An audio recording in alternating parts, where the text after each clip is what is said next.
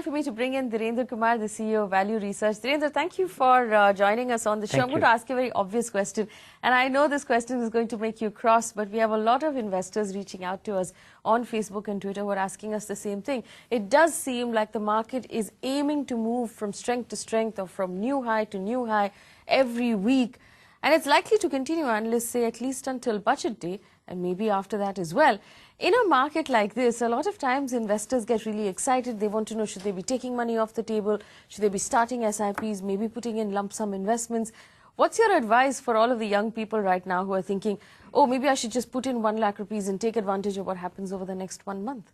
If you never invested and want to get, invest lump sum and, want to participate in any steam left in the market, I think that will be also a very, risky thing to do.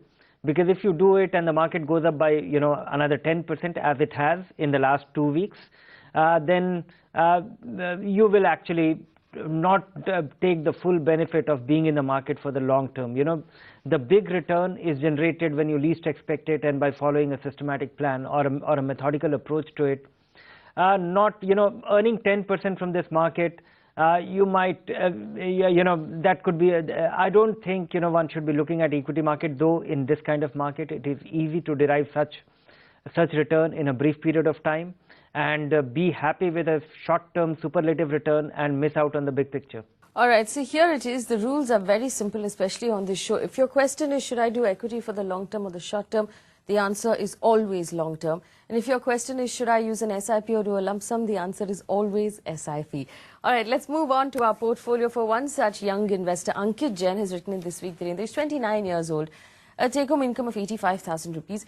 I'm not happy with his term cover. It's only about 30 lakhs, but he tells us he is going to buy another term cover and increase that as well.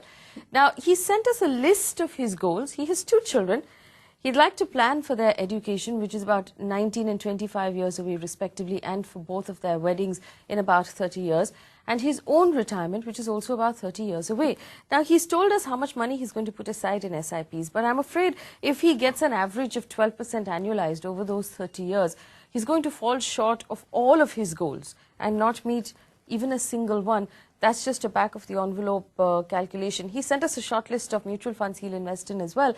But let's first talk about the fact that his contribution of a total of 19,000 rupees a month might not be able to meet all of his goals. What would you recommend he does? No, one is that 12% will be little less, but 15% will be substantially more. But at the same time, I would say that, he should, it is good that he has been able to articulate his goals, the time frame, and he's working towards that.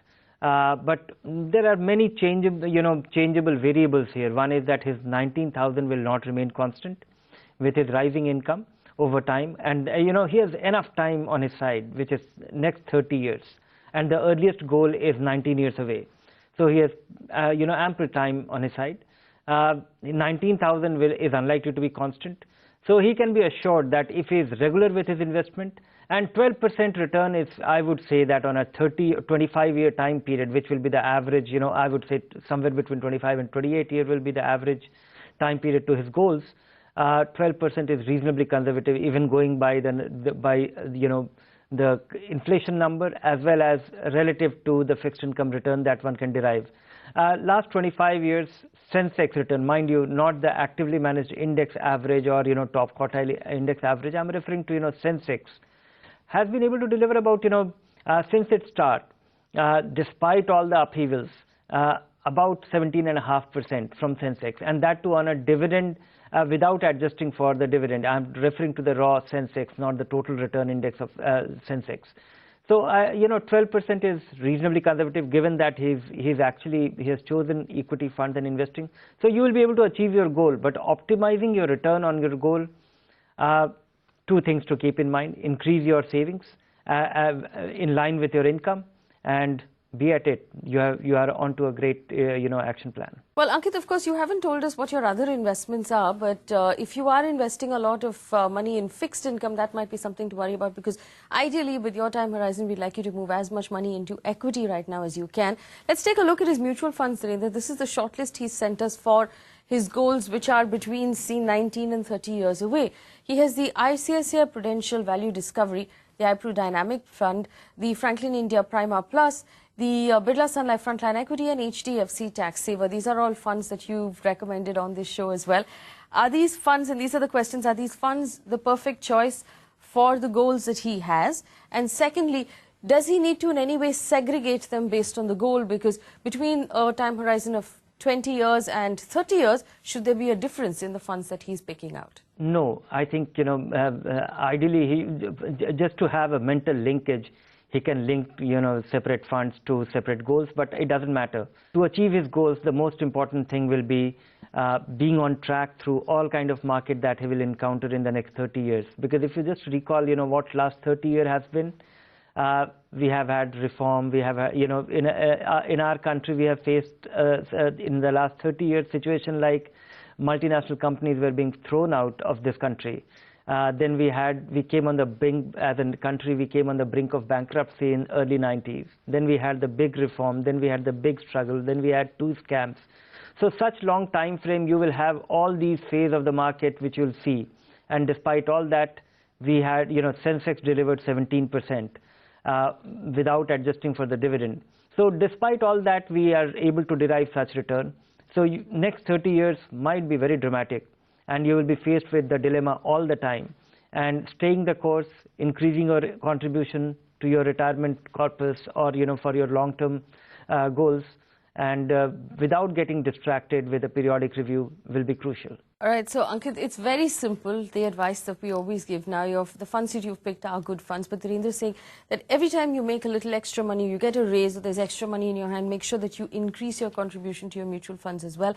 That's paramount to this entire plan. Check your plans on a regular basis, ideally half-yearly or once a year, once a quarter if you are so inclined. But don't make any sudden changes because your plan seems to be on track. You can get back in touch with us if you need anything else. Let's take another question. Ravi has written in, Dhirendra. He wants to know that while investing in mutual funds, how will he be taxed? He says, if I put some money in on the 1st of January in 2014 and I want to pull it out on the 5th of January 2015, will both the returns, the principal and the returns be tax-free? The answer really is yes, but do you recommend perhaps that he looks at it with a slightly longer-term view than just the taxation? From the taxation point of view, holding of more than 365 days, your equity fund investments become, the return from equity funds become tax-free. But, 1 year is actually not a time frame when you should be considering equity. There has been phase in the market, as I was saying that, last 30 years, last 20 years, last 10 years, for such holding time period, you always make money in equity. But if you look at, 1 year time frame, there will be plenty of such time frame where investors would have definitely lost money, and more so now because the market has gone up very rapidly. 1 year time frame is just not enough for you to. So if you have 1 year, if you have some money which you need after 1 year, that should not be earmarked to equity in the first place. All right, so we hope that answers your question. Remember, it is tax free, but that doesn't mean you should be pulling your money out after 1 year.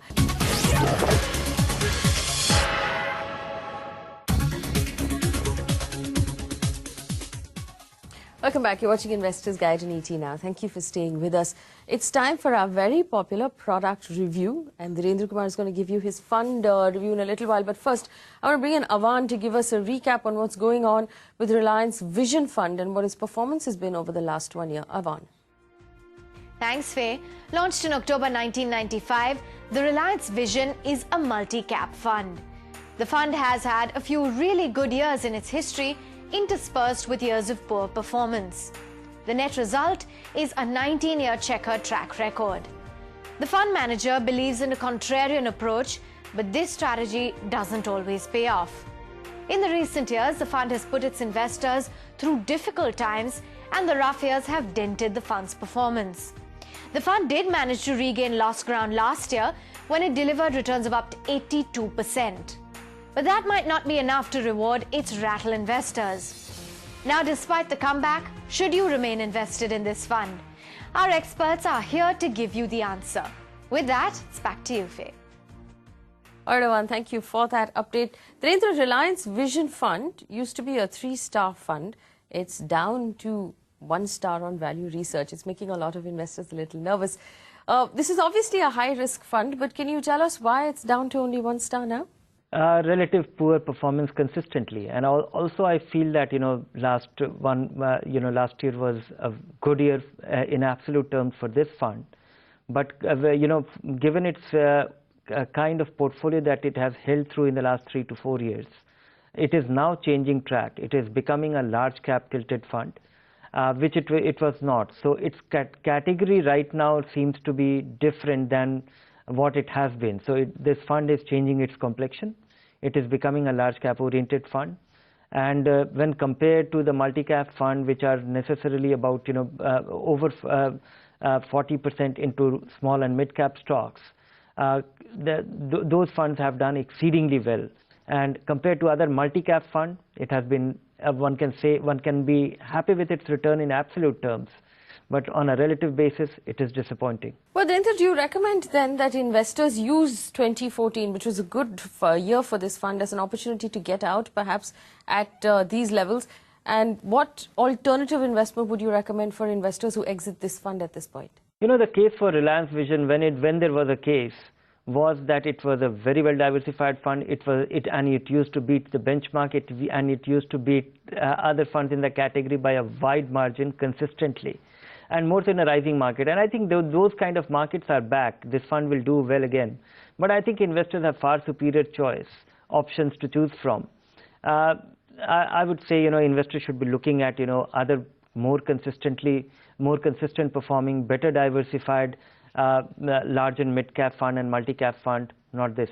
All right. In fact, what I'm going to do is I'm going to put a list of our picks of large cap funds and large and mid cap funds on your screen right now as an alternative to the Reliance Vision Fund. But Dhirendra, you're going to have to give it a star rating on the show as well. Where would you place it? I will give it a 3-star, given that it has turned around, and assuming that we are in for a positive market in recent future.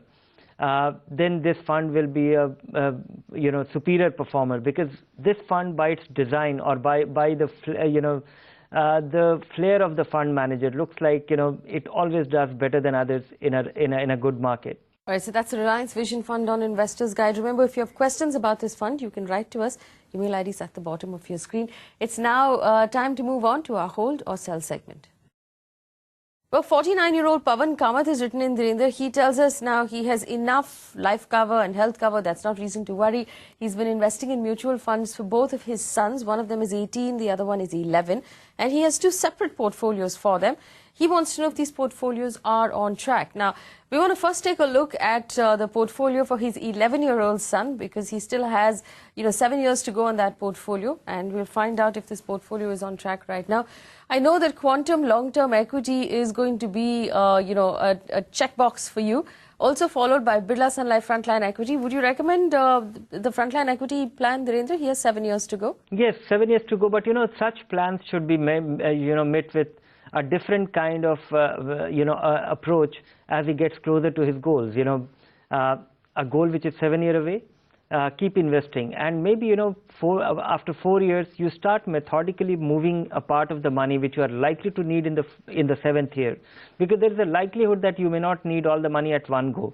So the money, make an estimate of the money which you need in the 7th year, move that money gradually in the 4th year into fixed income. So if the way you are methodically accumulating your savings, it is just as important to move your money into relatively stable asset class as you get closer to your goals. All right, so keep that in mind. As you move closer and closer to your goal, it's important to move out of equity and move closer into fixed income so you keep your money safe.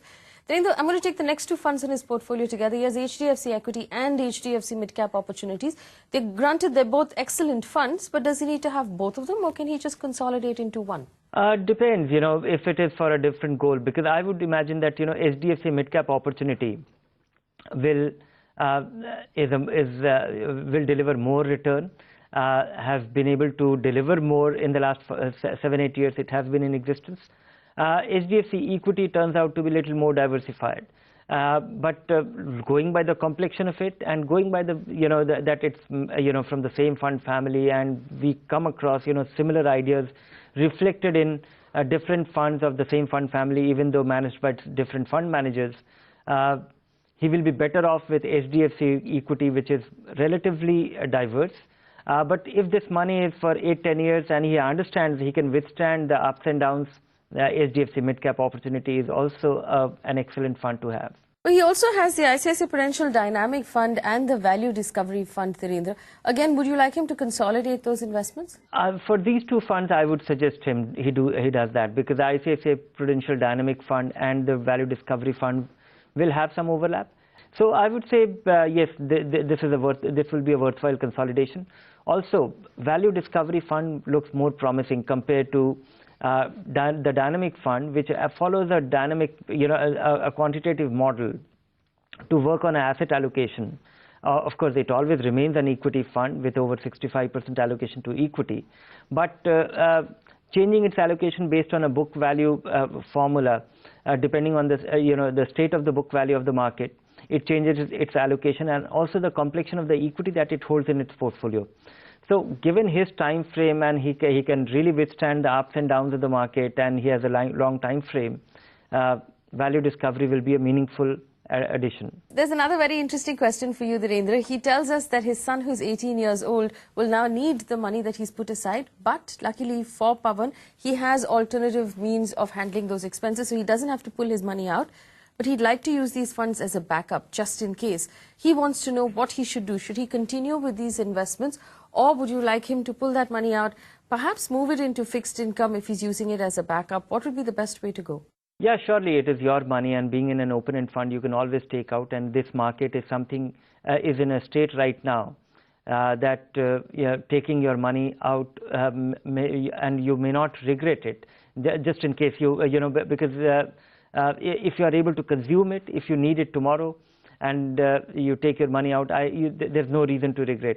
But if you are unlikely to need that money, if there is a possibility that you may not need that money and it's just a fallback, maybe keep a limited amount into fixed income, no more, because the way the market is structured, taking your money out, keeping it in fixed income for a money in a form that you may consume, may need it, but you may not need it, and it just might lie there, that might translate into a huge missed opportunity.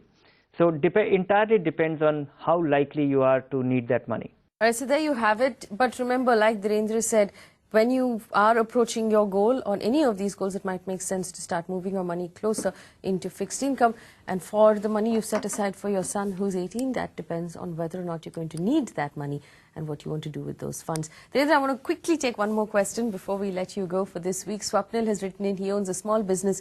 He wants to know if he can replace his current account with a liquid debt fund to earn more interest. I'm sure there are a lot of small business owners right now who are asking that question. What would you recommend he does? Yes, he can do that, and that will quickly translate into, for small businesses who maintain a current account, unlike, individuals account, which definitely earns 4% at least on your savings bank account. Current accounts don't earn anything. So if you have money lying in your current account which earns nothing, if you are able to derive 7-8% return from liquid fund, even though if it is taxable, it doesn't matter. And liquid funds are very easy to operate. Only the first time investment will require some work, and after that, if you can do all the online transactions, moving your money from your bank account to fund for investment is easy, and also making a redemption request. So your first investment will be difficult. After that, everything can be automated, and that can enhance your return from 0 to 7.5% taxable, which is good news. That is good news indeed. Dhirendra, thank you so much for joining us on the show and answering our questions. Thank you. We look forward to having you back again next week.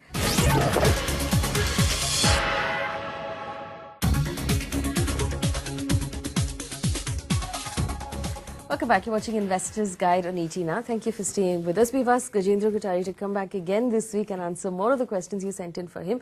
Gajendra, thank you for joining us. Thank you. We have a question from your show. That was a woman investor. She tells us she has a home loan of 11 lakh rupees to pay off over the next 72 months. She said she sold some property worth 5 lakh rupees. She wants to know if she should use this money to invest it in equity, or should she pay off that loan? Gajendra, what would you recommend she does?